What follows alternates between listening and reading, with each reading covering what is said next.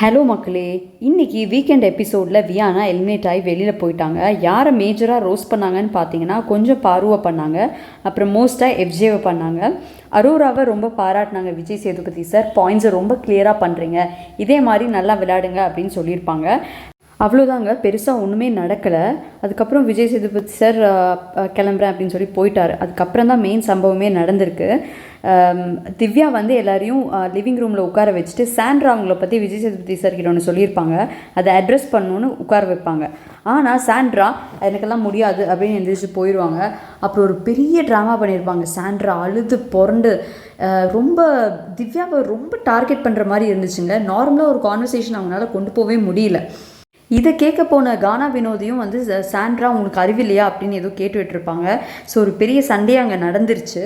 Weekend episode ஆனால் ஒன்றுலே பாரு அழுகிறாங்க, இல்லை சாண்ட்ரா அழுகிறாங்க. வீக்கெண்ட் எபிசோடில் அவங்களுக்கு அந்த ஸ்பேஸ் இல்லை லைம்லைட் கிடைக்குமா அப்படின்னு வேணும்னே பண்ணுறாங்களான்னு தெரியல, இல்லை அழுது சீரியல் ஏதாச்சும் வாய்ப்பு கிடைக்குமா அதுக்கு பண்ணுறாங்களான்னு தெரியல சாண்ட்ரா எப்படி. ஆனால் வீக்கெண்ட் எபிசோட் ஆனாலே அழுதுறாங்க. அப்புறம் ஒரு டாஸ்க் கொடுத்துருப்பாங்க, அது திவ்யாவை தான் படிக்க சொல்லியிருப்பாங்க பிக் பாஸ். அதை படிக்கும்போது பாரு வந்து ஏதோ சேட்டை பண்ணியிருப்பாங்க. ஆஸ் யூஷுவலுங்க, யாராச்சும் படிக்கும் போதே ஏதாச்சும் வேணும்னே பண்ணுவாங்களே, அந்த மாதிரி பண்ணாங்க. ஸோ அந்த டாஸ்க்கும் முடிஞ்சதுக்கப்புறம் திவ்யா வந்து எல்லா ஹவுஸ்மேட்ஸ்கிட்டையும் மற்றவங்க கிட்டலாம் சொல்லுவாங்க, இவங்க ஏன் இப்படி பண்ணிகிட்ருக்காங்க அப்படின்னு. அதுக்கு வந்து ரொம்ப காமெடியாக போயிருக்கும். அதாவது விக்ரமும் அரோராவும் சொல்லியிருப்பாங்க, அவங்க டே 1லேருந்து இதாங்க பண்ணுறாங்க, எங்களுக்கு எல்லாருக்கும் பழகி போச்சு, விடுங்க, நீங்கள் தான் வெளியில் பார்த்துட்டு தானே உள்ளே வந்திருப்பீங்க, உங்களுக்கு தெரியாததா அப்படின்னு கேட்டிருப்பாங்க. அதுக்கு திவ்யா வந்து சொல்லுவாங்க, வெளியில் பார்க்கும்போது ஒரு மாதிரி இருந்துச்சுங்க, ஆனால் உள்ளே வந்தால் ரொம்ப கொடூரமாக இருக்கா பாரு அப்படின்னு சொல்லுவாங்க. எல்லாருமே நக்கலாக சிரிச்சிருப்பாங்க.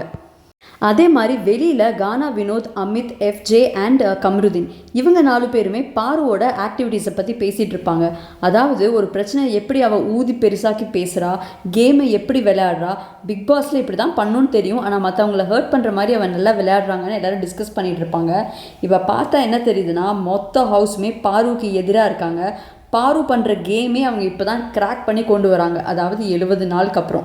பாரு வந்து இப்போ மோஸ்ட்டாக யார் கூட இருக்காங்கன்னு பார்த்தீங்கன்னா சாண்ட்ராவை நல்லா உசுப்பேத்தி விடுறாங்க திவ்யாவுக்கு எதிராக. யூஸ்வலாக சாண்ட்ரா ஏதாச்சும் திவ்யாவை பற்றி சொன்னால் பாரு என்ன சொல்லணும் அப்படிலாம் இல்லை அப்படின்னு சொல்லலாம், ஆனால் பாரு அப்படி சொல்ல மாட்டாங்க. ஐ நோ அப்படின்னு எரியிற தீர எண்ணெயை நல்லா ஊற்றி விடுறாங்க, சாண்ட்ராவை நல்லா ஏற்றி விட்டு கேம் விளையாடுறாங்க. அப்புறம் விக்ரம் வந்து திவ்யா கிட்ட சொல்லுவாங்க, வெல்கம் டு த கேங், வாங்க நம்ம அடுத்த வாரம் பாருவை வச்சு செய்யலாம் அப்படின்னு. எல்லாருமே காமெடியாக சிரித்து பேசிகிட்டு இருப்பாங்க. சபரியுமே கொஞ்சம் ஓப்பன் அப் ஆகி திவ்யா கிட்ட பேசுகிறாங்க. திவ்யாவோட நல்லா ஹாப்பி ஃபேஸ், நல்லா காமெடியெல்லாம் இப்போ நல்லா வெளியில் வருதுங்க.